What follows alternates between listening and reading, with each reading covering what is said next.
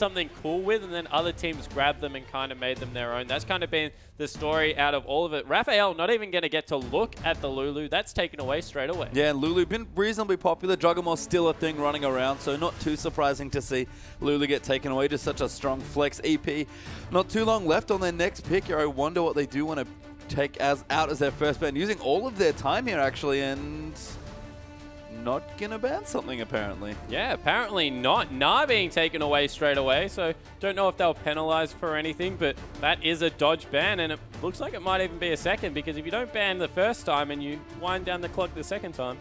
I mean, we'll have to see. I do like the Nah takeaway from Amazing J. We've seen lots of Nah Sejuani recently to great success, so take that away from Amazing J. And EP, I mean, we've talked about it, they do crazy stuff sometimes. This might be another brand of crazy EP things. Yeah, exactly right. And with so many strong picks, if you just leave them open, especially on the red side, as we get a look at some of the Snake players up in the crowd. Crystal hanging out, watching the game. Had maybe a reasonably fun series in his last match just sent, probably one of the 2-0, but he's been having a lot of fun. He's always smiling, Crystal. Yeah, he certainly is, and he's such a fun AD to watch play. Whether he's doing very impressive things or face-checking a couple of skill shots, he's just always entertaining. Nautilus being taken away from the support position. We mentioned how Shu very good on the engage heavy supports. Nautilus definitely making a case for being the best tanky engage support at the moment. Yeah, I mean, Nautilus is great. We've seen a lot of, again, heavy engage being moved back down to the bottom lane. Kallista's very popular. Late game carries have been a thing, and Nautilus great at tying them down. You can see EP, their analysts are there behind them talking to them, so either they didn't get any bans or they've got something very kooky planned, because no bans there for EP, and we'll see what Waterley want to pick up. Yeah, so it looks like they are going to... That was a very quick selection of the Sejuani. The lock hasn't come in straight away, so see what happens there. But Nidalee is available if Spirit wants to take that, although Tank Jungle is making a very good case of being dominating at this point in the game. See what they go with. Yeah, I mean, Spirit, again, is a very flexible, very adaptive jungle player. I've been impressed with almost everything that he's picked up, but I guess for him what's important is that he has a proactive champion. And Sage is a great champion, but she's certainly not proactive. Yeah, she isn't in the pre-6 especially. You get dictated to by what the enemy jungler does, really relegated to the counter ganking if you do want to go in. Doesn't have a great pre-6 gank, and makes sense. Just lock in the Scion for Raluca. Definitely his most successful champion, if nothing else. Yeah, love this pick here for Waterley. One of the few teams almost in the world that plays Scion to great effect than Aluka. He's the Scion player in the LPL, so EP, again, for whatever reason, didn't have some mans. Not too sure why, but they're going to have a lot of different things open here, and I think we're going to see something fun from Energy Pacemaker. Yeah, I certainly think we're going to see something fun from Amazing J. He kind of has a cheeky grin on his face right now, and as I said, he was a Garen player. I have to give my respect to him for that, but going for something a little bit more standard, something a little bit tanky as well, going for the Urgot as well as the Sejuani. Yeah, I love these picks. They're very 5.6 Urgot Sedge. No Gnar, of course, available for the big combo that we've been seeing. Actually, again, from EP, they were the first team to really play it on 5.6 in China. But we'll go back over to World Elite, and again, we've seen them find a bit of struggles on this patch, honestly. They seemed very settled in 5.4. Lots of the mid laner and the new AD carry especially seem very comfortable on that patch, but we'll see what they do want to go for. Yeah, exactly right. And we're seeing some hovers coming through here. Vladimir very strong on the current patch. Persistent damage threats are always going to be good, and it's so hard to burn through him just because of the fact that he gets a lot of health back. And Spirit, we said he needs to be on a proactive jungler. Probably none more so than Nunu. He's going to be up in the face of this Sejuani, trying to keep her level 4 or below for as long as possible. Yeah, Spirit, one of the best Nunu players in the LPL, and there are a couple of them. Nunu's a champion that seems so good and seemed even better on 5.6. Hasn't seen nearly as much play as maybe we expected, but Dandy, Spirit, and Beast, those are the three big Nunu players, and they're all fantastic at it. Yeah, I definitely agree, and I was honestly confused that Nunu didn't see more play throughout the weekend, just because I think he is so good, and you throw in the fact that hyper carries are becoming a thing. He accelerates them by an item by the 20-minute mark if you max Blood Boil second. He's just that good. Gives them a free Phantom Dancer pretty much. Raphael going towards the Cho'Gath. That's an old school lane if you've ever seen it. Vladimir versus Cho'Gath. Maybe used to seeing it in the top lane, but that's going to be in the mid, and that's going to be interesting. Yeah, Cho'Gath Hecarim actually the picks there for EP, so another very tanky lineup, very similar to World Elite's team comp yesterday in one of their first games here. But again, going back to Nunu, love the point about hyper carries, enables them completely, but also very good at picking on enemy hyper carries with all the attack speed reduction. Yeah, exactly right, and he kind of just sits in their face. Maybe not going to be able to do the same thing as to the Urgot, who relies a lot on his spells to be able to get it going. And the hyper carry of choice seems to be Jinx. That is dangerous. There is a lot of lockdown CC, and the layering that can come out if Drizzle nails Mystic is really scary. Yeah, I mean, I'm not sure about ever picking hyper carries into Urgot. That's part of the reason it's scary to leave Urgot open, especially because he's sort of a flex. Uday does get threshed, by the way. It's actually contested between these two supports, so Shu will be denied it for now. It went very late in this draft, but World Elite have a great looking team comp. Vladimir Jinx especially is massive late game damage, and even Vladimir Nunu's not too bad, just on Nunu's base ulti alone. But it's scary. There's so many tanks here, and a Janna for a bit of disruption and peel potentially. I don't know if I want to pick Jinx in the Urgot, but that's what World Elite have opted into. Yeah, it certainly looks to be the case, and the swap into the Rupture, the Feral Scream, there's, as I said, a plethora of CC to come through here. And it now really is up to World Elite. They need to get ahead early, because if they don't, there's no way you can burn through anyone on EP. Yeah, and Urgot Janna for a little bit of that bully potential is the bottom lane that EP will take away. And yeah, I mean, World Elite going to look to scale. They've got 3 good scaling laners in the top, mid, and bottom side of the map. Jinx wants to scale up. Vladimir double dips on scaling. And Sion, he just loves picking up all the tank items. Yeah, exactly right. And that's the one thing I will say in their favor. They will get a point in this game where no one can kill Sion.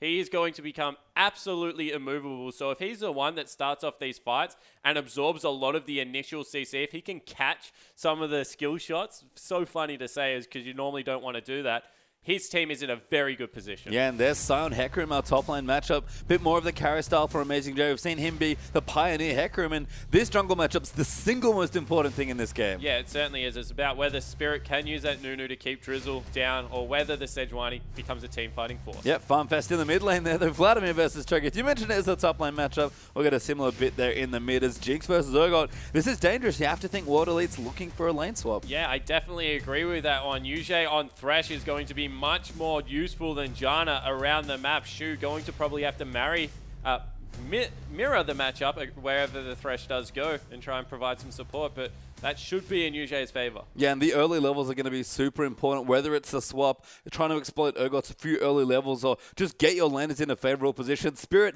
has a lot of work to do here in this game. He's got to be super annoying. Yeah, I certainly agree. He's looking for some early pressure, maybe looking for some invades. I honestly am interested to see how they pair this one up. I agree it needs to be a lane swap, but from there, it really is up to Spirit to dictate. Yeah, and Spirit, he's been looked best when he has dictated, so we'll see if he can do it. Let's get straight into game 2.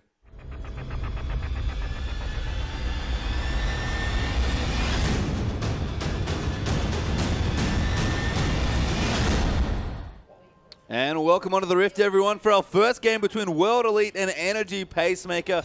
Must-win games for both teams, and some pretty interesting team comps, I have to say, Spawn. Very 5.6-esque on both sides. Yeah, I definitely agree. The persistent threat coming out of both teams with a lot of CC coming through. So more soft CC on the side of World Elite. The slows the zone control coming out, but a lot of hard CC on Energy Pacemaker, and they're all about catching out either the Vlad or the Jinx, and then World Elite not having enough to deal with it. And you see the appreciation for the Korean jungler coming through here, let alone the rest of the World Elite members. They're just such a popular team. I mean, World Elite have always been popular. World Elite, a very different looking team to last year, of course, but you have to feel after that big international performance in Poland that, you know, they kind of come back home to a very warm welcome by fans again. Oh, certainly would have, and that must have felt great for the team that hadn't really had much success. In fact, there was cries to not even send them and send the likes of maybe an EDG over there, but they certainly proved everyone wrong. And if anyone needed that rallying effort and some more fan support,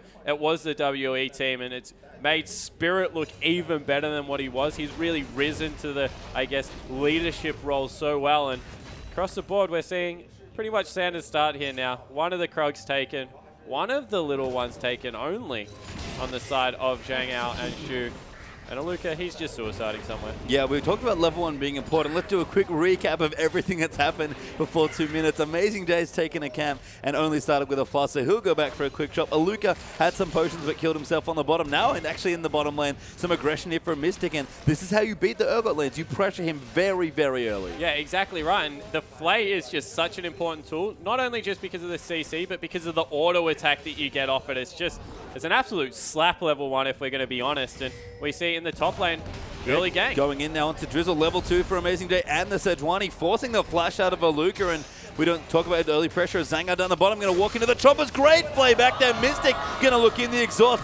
Forced to be used out there. Mystic will flash forward, and first blood goes to Jinx. And what an aggressive flash in. Saves the heal, gets excited on the way out. That's the start that we're looking for. And because Spirit's got the extra level, he's able to move up. But the real person that's suffering now is Cho'Gath. He can't get near the creep wave to make use of that passive, and GA looking to bully. Drizzle has to come in for another early game. Yeah, Drizzle forced to come in, just wards Vladimir off the midsection of the map. Actually just walks past GA, but all this pressure is great. It's a very weird isolated mid lane, but if you have to pick an early winner, it's probably Vladimir, weirdly enough. Yeah, it certainly is, and it's just because Vladimir, this is what he was really famous for in the top lane as well. You can stack the lane, and against people that like to auto-attack last hit under your turret, like Cho'Gath, for example, is a really good invade coming through. Oh, great hook landing as well. Spirit actually going to get the blue buff. Drizzle, though, maybe going to get aggressed on UJ, follows the hook, but Spirit just wanted the buff. Okay, so Cho'Gath likes to auto-attack under here, so Vladimir can just walk up and Q whenever he wants and throws out his E.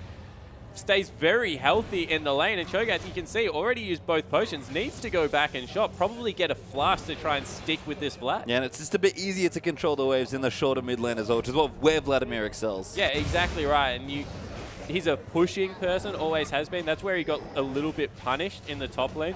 You used to see people do crazy things with Vlad where they would push that quickly, they would go to like Wraiths back then, or Raptors now, to try and pick up a camp in between. And you can see that's really where he's doing well at the start of this game. And Urgot, he's back in lane. Early kill did go across, which meant a pickaxe for Mystic. Like the fact that he went for the early shop. This is something that Name did fantastically yesterday. If you get ahead in a lane, you need to spend your gold. Don't get greedy, go for the BF sword, go back, pick up whatever you can. He was picking up daggers and crazy things across the board to just eke out advantages to punish the lane that he's winning. I mean, this is not the first time we've seen some punishment as Shu going to get grabbed up there. Cork will land in as well for the slow bit of minigun trading, but Shu just going to take a good chunk of damage as Spirit now going to come into the top lane. Aluka channeling the knockup, follow in for the slow. Spirit going to come in. He's got the blue buff. Drizzle will join in for the 2v2. Amazing Days use the ignite there. Aluka has to kite away, but damage still coming through. Spirit chasing in there. Can't get away from the Nunu. Great slow back in there. Aluka gets the first kill. Spirit getting low. Eats a minion and walks away. And this is a frustrating thing about dealing with a Nunu as a tank. You just can't shrug him off. You don't have the gap closers required. There's no flash to get away from him. He just slows you forever, eats creeps around you, ice blasts you in the back. He's honestly the biggest pain if you don't have burst to deal with. Especially in a long lane like top. As soon as you're overextended and he walks on, your heart just sinks because you know you just can't get away. Yeah, and it's honestly obnoxious the way he just follows you, hurling stuff at your back. It's really not a fun way to play the game, and you see that Aluka, the beneficiary of that, he's gone back, grabbed the Barmy Cinder. Something we haven't talked about is Sion does great with a Sunfire Cape. The build path so much smoother now. Probably a better mid-game item for it. Yeah, we're in a tank meta, by the way, and Sion's probably pretty good as far as that goes, as Raphael and Shie will continue trading here in the mid lane. Raphael went for a very optimistic-looking dive. Good rupture there onto Vlad, but won't get anything further done. And Shie, because Raphael had to leave to try and dive the top lane, Shie's now ahead 10 CS in the mid lane. Yeah, and it's also the early shop that came through. He shop when it was at his turret because Vlad got the luxury of being able to push out that last wave. And see that that's just all in Vlad's favor. Actually walking around and trying to sweep out any wards that he has. Mystic in the bottom lane has only been able to grab a CS advantage. UJ was back in base. Now they're looking to get aggressive again. Gonna ride the Nunu in there. Spirit looking in. Great flash play through the tornado. Zangao will dodge the hook though, but Mystic gonna come in. Exhaust down again, but still moving through. Great chompers to block him off, and Mystic, easiest kill of his career. Yeah, able to get in there. A really good flash over the tornado there from UJ to make that one happen. And just recognizing that there still wasn't a flash available on Zhang Yao, just picking on the AD carry player. But something I want to point out, and this is the difference between good League of Legends teams and great League of Legends teams, as there's a gank coming through. Yeah, gank's coming through now for Aluka. Ulti used by Amazing J. Aluka maybe can't get out of this one. Wants the silent ulti, but needs to clear some space. Very nice blocking forward there to prevent the ulti, but Aluka just a little too tanky and will get away. Yeah, so he gets away with the walking. Spirit now coming back into the mid lane, actually pressuring onto the Cho'Gath. Raphael does have his ulti, so we'll have to be a bit careful, but just some harass coming through, and Spirit, again, just being annoying. Yeah, he's just trying to out-gank early, and that's so weird to say it for a Nunu, but if you can keep getting the snowballs down, you're going to do a good job, and might find himself a pink ward for his trouble here as well. But what I wanted to hit on is that as soon as that kill was secured, the support stopped hitting, and the jungler stopped hitting. That was only up to the AD carry to take the kill in the bottom. Fantastic. Hook there landing as well. Ultimate used by Shia. Going to go for the tower dive potentially. UJ even covering with a lantern, but they don't overcommit. Just force Raphael out of the lane and keep pushing. Yeah, just continue to bully out this Cho'Gath. 10 CS, and across the board, the support player and jungle player have been absolutely massive for WA. So far, every single bit of advantage they have has been afforded by those two players, but it's Aluka and Mystic who are the real beneficiaries of it. And you know what? That sounds like a pretty good League of Legends team if you're telling me that the support and jungler helping the carries get really big in their solo lanes. And it has been the Nunu pressure. It is a bit weird to talk about gank pressure from a Nunu, but that's what he does. He sticks on the enemy jungler, always able to spot him up, and just walks into the lanes for pressure. Yeah, exactly right. And you can't underestimate Blood Boil Nunu. The auto attack with the red buff do a lot of damage early game, and that's really been what it's about. He's also going to be able to grab his own blue here because Vlad doesn't really need it as far as the cooldown reduction goes, as well as the... he hit it. Yeah, actually, E coming in there, but Mystic will take a Q and back away. This is where Jinx can struggle a bit, but Mystic has had a fantastic time in the bottom side. Yeah, as soon as you get that far ahead, even if you're getting a little bit of harass, you've got a BF sword and a pickaxe. You're not really at any risk of dying. As Amazing J still trying to bully Aluka, but Aluka getting to the point now where he can shrug off a lot of the damage. Yeah, Chain Vest and Cinder helping out a lot. Amazing J still doing respectable damage with his Phage as Drizzle looking down towards the bottom. Potentially no, just wants his blue buff, but likely has to donate it to Cho'Gath. Yeah, probably going to give it across there. Spirit, of course, didn't have to donate anything, so he's going to be the beneficiary of all the extra golden experience he gets off that side. Already level 6. Drizzle might be lucky to pick it up off this camp. No, still doesn't have it, so pretty much a level advantage over for Spirit. Yeah, and it's a small thing, but that second big blue buff gives you so much golden experience. Often you give it to your mid laner, but not this time. And I want to talk about the bottom lane for a second. This is a ridiculous CS lead for Mystic. It certainly is. 30 CS at this point in the game. This is where Janna Urgot should be ramping up, and they have not even had a look in. If we're going to be honest, they're probably going to lose out on a lot of dragon pressure because of it. And Urgot, he's not great late game, becomes more of a tanky bruiser as an AD carry. That's horrible news because the Jinx is just going to be accelerated. Throw in the fact that there's a Blood Boil Nunu running around the map.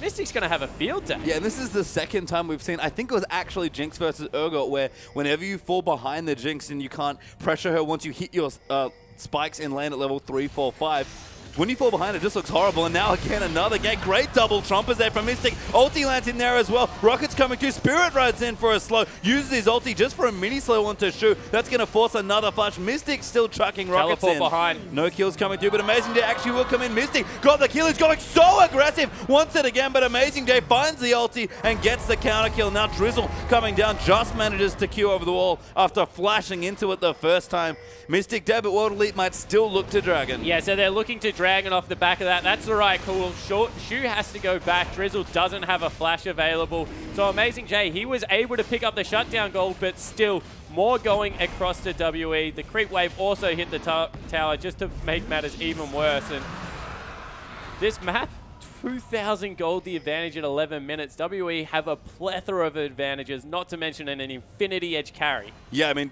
Infinity Edge picked up at 11.5 minutes here for Mystics. Just bonkers here, and you can see that CS lead still 30 up now for the Jinx. Going to continue pressuring in. Urgot has missed his window to punish this lane. Yeah, certainly has. He's at the point now where he might even have to start trying to dodge trades and just pick up farm. Maybe when he gets the Glacial Shroud, but we'll take another look at it. Just all the layering CC. This is why Jinx Thresh is a strong lane. And they get in there, actually burn the flash out of Nunu, and he gets a mini stun down. I think if he had held that a little bit longer, Shu would have been in a lot more trouble. But this is where things go a little bit wrong. Amazing J gets in over the back, and that right there cancels the last auto attack. Otherwise, Mystic would have picked up a double, and it would have been even better. Instead, they just trade 1 for 1. And you know what? For me, the best Jinx players are the ones that are willing to get aggressive in those situations and be like, if I get this kill and get the reset, I'm safe. And it's that sort of snowball mentality that separates, for me, good Jinx players and great Jinx players. Yeah, I certainly agree there. And that was just about, I'm going to die anyway. There was no way he was going to survive that. I may as well try and get as much as I possibly can. If that last auto auto attack goes out, all of a sudden it's 2 for 1, and you're giving their kills to the Fed Jinx. Who else would you rather have gold at this point in the game? Yeah, 3-1-0 for Mystic. That's super speedy IE. And we talk about 1-item power spikes for certain AD carries. Kog'Maw and Corki come to mind, but Jinx with an Infinity Edge is real scary. I mean, thank God the crit got reduced, because it used to be even worse. Yeah, it certainly did, and it's because of all the steroid that comes through from the minigun. And not to mention, IE has pretty good base AD, and Jinx scales with that extremely well, especially with the zap that comes through. It's a very underrated poke tool, especially in a laning situation. We saw it snipe Zhang Yao in the last little bit of a skirmish. And now Spirit, he's ahead, just going to continue the counter jungling. They probably can't push him out. I mean, just being annoying. Going to run into Raphael now. Gets ulti by Drizzle, actually. Amazing J. Going to knock him back up to his ult. Xie's joining in. Spirit still alive here on the Nunu. Lives for so long. Now Aluka going to come in, but Amazing J. There's his ulti on the Xie. Puldo going in for Vladimir. Can he get the first kill? Will pick up one. Rocket coming in. Going to go in again. Xie gets ulted into them, and Raphael now going to get chased down by the Vladimir. Cho'Gath forced to flash away. Aluka going to find Shu as UJ's rocked in as well. And a 3-for-1 trade for World Elite. And once again, UJ just doesn't take the kill. He had the opportunity to auto attack there, walks away from it. It goes over to the tanky top lane, the best person in that situation to be able to pick it up. And I want to say, see the replay, because I think that was the best flash I've ever seen from Xie. He actually flashed past the Janna to get in range from the knock-up. If I can see it again, I want to say that's exactly what happened. We'll take a look. So Spirit gets caught, dodges out a lot of the CC, and from here, you're chasing a Nunu and burning so much on a very tanky, annoying member. But GA, as well as the Aluka that comes in, they're the persistent damage threats. The pull comes through and just absorbs so much of the damage that would have come out. And from here, does he flashes over, gets blown as well, and pretty much took a magic carpet ride to the promised land there with GA. And that was just a fantastic team fight. And we go back to live, they're up to the exact same shenanigans. Yeah, almost a damage boost there from Xie, just hitching a ride on Janna's ulti to get pushed into the enemy team a little further. Spirit does get the red buff, and Nunu, again, we were surprised to not see as much of him on 5.6, because look at Cinderhawk Sightstone Nunu. Look at what Spirit did in that last team fight. 15 minutes into the game, stupidly tanky at this stage. Yeah, exactly right. And the thing is that even if you chase him out, you can't kill him without bringing 2-3 members, because it's all about persistent damage, and Nunu just walks out of those engages, doesn't rely on gap closers and cooldowns. He literally strolls away from you. Yeah, and then strolled back to his team, and Wadley were able to clean it up. So a big lead early on, 4,000 gold ahead now, and continuing to take away buffs. EP, your jungle is no longer yours. Yeah, exactly right. EP looking to fight here, but they're being caught out. Oh, Raphael going to move in. You just going to ride in around for a hook. Does flash him forward the box. Coming down as well. Hemoplague will get popped there, and Raphael trying to get the damage round, but doesn't have enough. Zhang Yao will join in, but they're going to keep chasing. Flash ulti there. Going to move him in. Xie going to get low there, but walking out of the ulti. Massive play into the Jinx rocket, and that's 3-for-0 this time. That was a huge, fully charged absolute 0 out of Spirit. And this team from World Elite looks on point today, Pastry Time. They've taken away both buffs, pushing in on the bottom lane as well. Spirit, he's not even done. Realizes there's no one that can threaten him. He's like, mate, there's still more jungle camps to steal. Yeah, Mystics here as well, just in case, but Spirit will take it away, and just enough time to go back, spend all your gold, and get the dragon. And Aluka has started proxying. Yeah, he is aimed between 2 turrets. When he hasn't even taken the first yet, just clearing out the wave. Sure, you don't want to probably mess with the angry Scion, and he's the exact same. At this point of the game, he's that tanky, he can probably just wander away from anyone that they send up. Yep, Sunfire Cape, Glacial Shroud already completed. Aluka doing his best singed impression on the Scion here as Xie taking away the Raptors. EP really don't have anything left that's theirs to farm. Yeah, they really don't. You have to feel for Drizzle. He is 4 full levels behind the solo laners at the moment and has been completely bullied.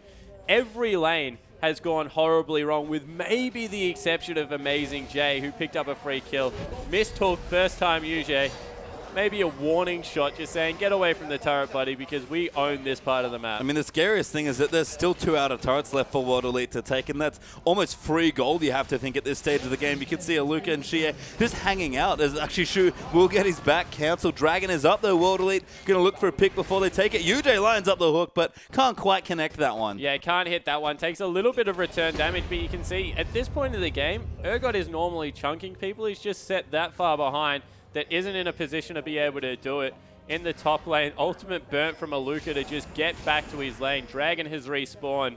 Probably pick up red buff beforehand, but Energy Pacemaker, they can't even get a ward on it at the moment. I mean, the fact that you can take your red buff before doing the dragon is kind of silly. I mean, the amount of blue wards over on the right-hand side of the map for World Elite, the amount of control they have of this map already, you can just look at where EP are on the mini-map. They're almost all towards their tier 2 turrets, and it's only 2 out of turrets being taken, and there's the second dragon. Yeah, second dragon picked up, and WE just have every single advantage in the game. Once again, going for another gank in the bottom lane. Yeah, Zango not really anywhere he can go. Get smited as well by Spirit. Gonna come in with a slow flayback as well. Don't even need ultimates. Mystic will just clean him out. Yeah, Mystic with that Zeal now, all the movement speed, not to mention the crit damage that comes through, and he can go a luxury item build here. Phantom Dancer, maybe even into a Bloodthirster, just because of the fact that they are so far ahead. No armor's even been picked up at this point in the game. I think he's going to go QSS, which has been the snowball item of choice for Jinx, because we said there's lots of scary stuff here for Mystic, so if you can shake off all the hard CC, EP don't have any tools left to deal with Jinx right now. Yeah, exactly right. With Suppression, QSS is one of the best items because not even Mikhail's really gets rid of it.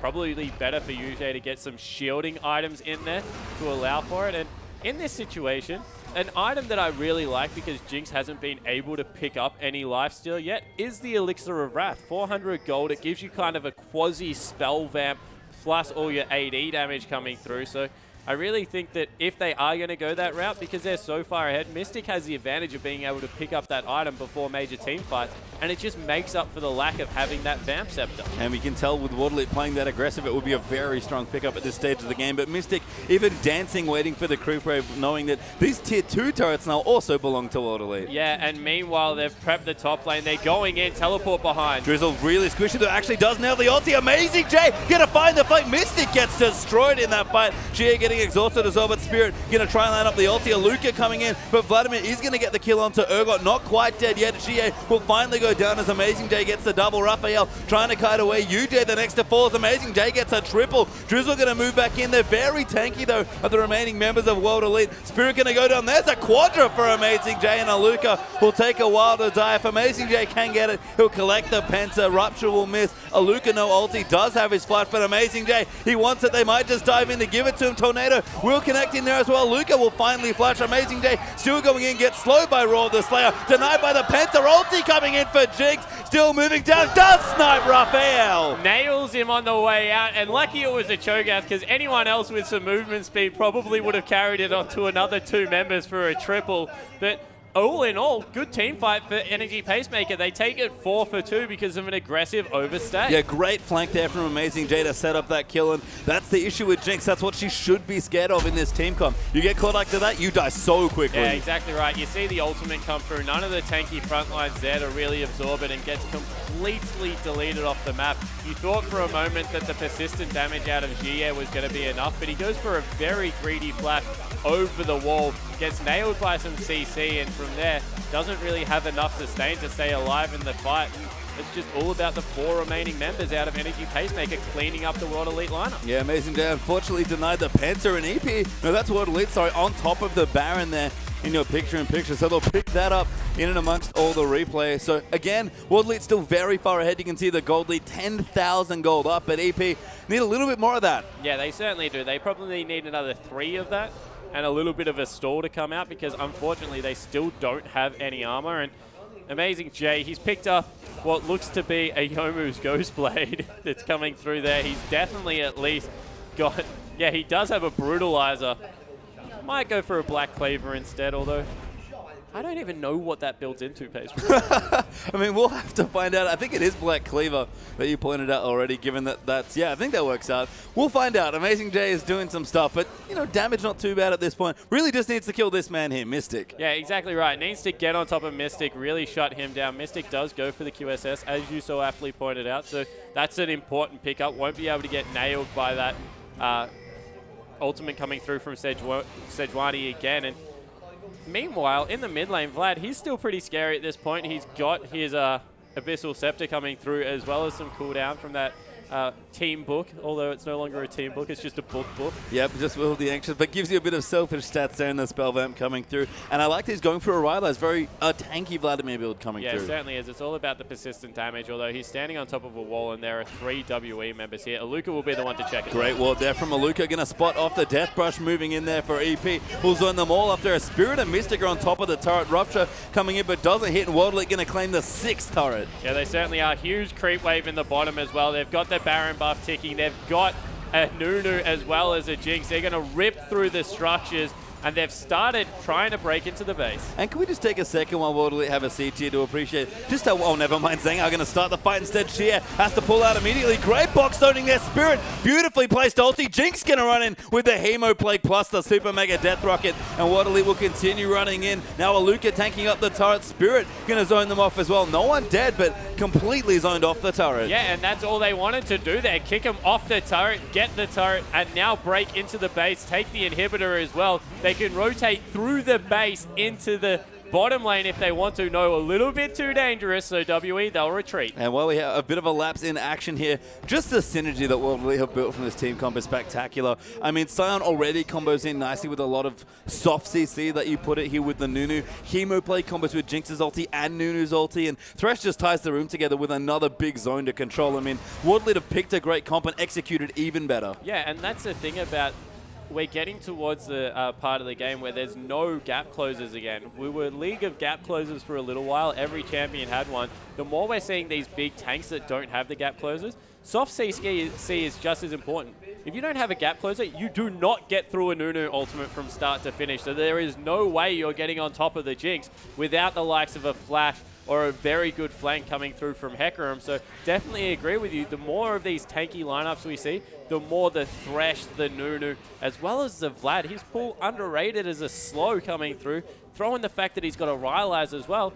Just no one reaches the back line. Yeah, and this next Dragon going to go through. Worldly just want a bit of extra movement speed there as they continue to snowball objectives on this map. We look down there. Spirit actually doing whatever he wants on the Nunu. You know, has his Locket, has his Cinderhawk already built up. I'm pretty sure that's a Mikhail's. Yeah, it looks like he's going for the Mikhail's pick up there. Just a little bit more to keep Mystic safe. They understand what the crown jewel of this composition is. It is the AD carry to put out all the persistent damage. So they're just making sure he's in a position to succeed as much as possible. And from level 2 in that lane, Mystic has really, I think, demonstrated he's worthy of this sort of draft. This is a comp that's absolutely drafted around the power pick of Jinx, and Mystic has risen to the occasion. Yeah, and they had their plethora of, I guess, hyper carries to go for. And we said maybe the Jinx not the best pickup because it's a very immobile carry, that as soon as the excitement gets through, Mystic showing that he can definitely dodge out. I mean, they played the lane so well as Drizzle just gets destroyed there with all that damage. Amazing J is coming around the side there. You can see a good ulti hits him, but Mystic gonna pop in. Now Amazing J gonna try and move through. Massive damage onto Mystic, but they peel beautifully for him. Amazing J will go down. Shoe forced to back off there as well. Will get popped by the cork, and the missile gonna get the 3rd. There's the triple coming in for Jinx. Raphael now has to be careful, gonna go down. That'll be the Quadra coming through for Jinx, and Drizzle moves in, thinks about donating it, gonna get aggressive. Mystic, run, that's your Penta, buddy. Now gonna move through, Drizzle going down, and the surrender denies the Pentakill. No Pentakill coming through, but more important for WE, they get the first win in emphatic fashion. That's gonna make them feel good. And the playoff dream is still alive, Pastry Time. It is. We mentioned that the first loss would be a devastating one in any best of 2, but what a way to win in game number 1 here. And Mystic, Jesus, this guy is good. Yeah, he certainly is, and I love watching the new and improved WE lineup. They're just going from strength to strength. Sure, Spirit did his fair share of heavy lifting early game, but you can see the amount of trust now. This isn't the Riven Spirit that we were seeing week 1 through 3, where he was legitimately taking farm to try and carry. Well and truly trusts his team to the point that he's building Mikhail's on Nunu now. Just such a good team effort. That was a Name level Jinx performance from Mystic. That looked like 2014 EDG. Team peeling for him perfectly. Mystic always standing in the right spot, dominating his lane and just snowballed away. That was wonderful. Yeah, it certainly was a fantastic game to watch, and you got to give it to the mid laner and AD carry. They did a great job. Yeah, fantastic team performance for Waterloo, but can they repeat it here? Another game coming up versus Energy Pacemaker. They need the win because those 3 points, they can taste them. We'll see you soon.